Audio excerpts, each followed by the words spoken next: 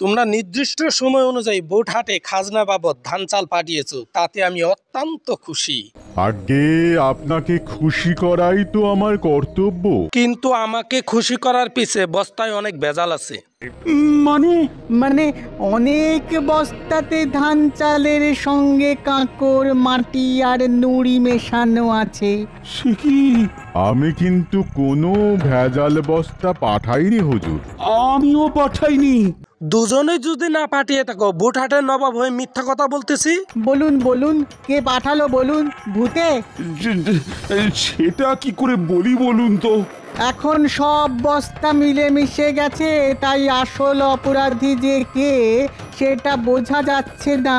তবে আপনাদের মধ্যে একজন তো পাঠিয়েছেই।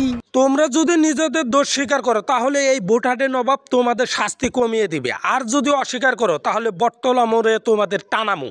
আমি জানতাম তোমরা নিজেদের মুখে কেউ দোষ স্বীকার করবে না, তাই বোটহাটের নবাব হয়ে একটা বুদ্ধি করলাম।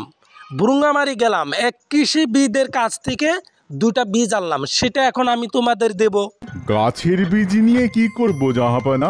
সেই কৃষিবিদ আমাকে বলেছে যে অসৎ ব্যক্তি সে এই বীজ থেকে কখনোই গাছ ফলাতে পারবে না, আর যে সৎ ব্যক্তি সেই পারবে এই বীজ থেকে গাছ ফলাতে। তখনই প্রমাণ হবে কে এই বোটহাটের খাজনা বাবদ বস্তায় ভেজাল মেশালো।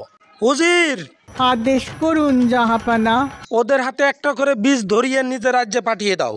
আমি এক্ষুনি দুজনের হাতে 2টো বীজ ধরিয়ে দিয়ে যাবার রাস্তাটা দেখিয়ে দিচ্ছি।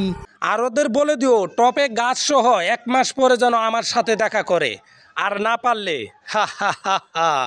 রাজ্য কেড়ে নিব।